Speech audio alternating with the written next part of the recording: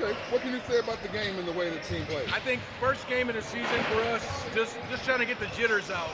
You know, we know we got athletes, so what we try to do, we try to make it a track meet. We got some guys that are first time playing with us. They played really hard. They're very well coached. But this is how we want to play. We want to make it a track meet because we got athletes who want to get out and run. We got to make some free throws because we had a 15-point lead, and we got to learn how to close games.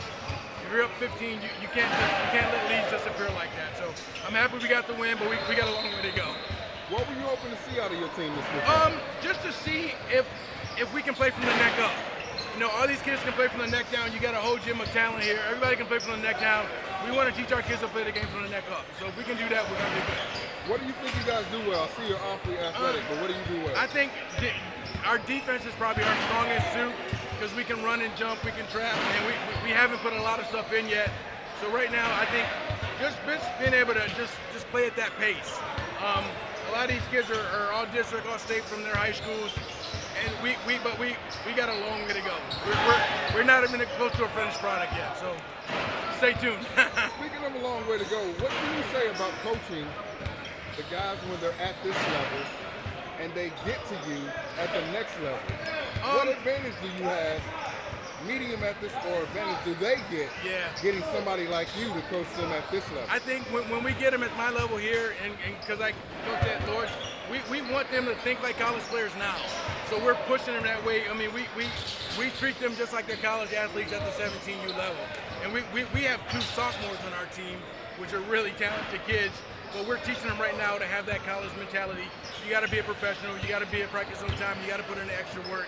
So right now, even everything down to their diet, grades, and all that, we've got a program that we put in place for them for tutoring sessions and stuff like that because we want it to be beyond basketball. If we just use these kids for basketball, we're not doing a service to these kids. So we make sure we're on their grades, we're on their diet. We want them to be productive human beings. They're going to be somebody's husband. They're going to be somebody's father one day. So we want them to get that mindset right away. Now I got to ask you, at the end of this season, what are you hoping to get out? Of course, winning every game, but what do you hope to get out of this season? And I know we're not going to win every game. Last year, we had a team that went 37-8 and won 3 championships. We just want to get better every day, and getting better every day will produce wins. Winning is the byproduct of that, and winning has to be habit. That's got to be our habit. At Hopson Elite, it's all about us making good habits. So. Now my last question is about coaching, and why did you get started, and why did you keep going? I got started because I've got a son who plays at Trine University, and I'm gonna give a shout out to Trine because they won the D3 National Championship. Shout out to Trine. My son played basketball, so that got me started. Like, okay, I'm gonna coach. I was done coaching in 2020, and then Dennis called me and asked me if I wanted to coach. So I've been a part of the Hopson family for 5 years, and we've just been able to. We get kids from Indiana, Michigan, and you build those relationships with kids, and for me, that's what it's all about.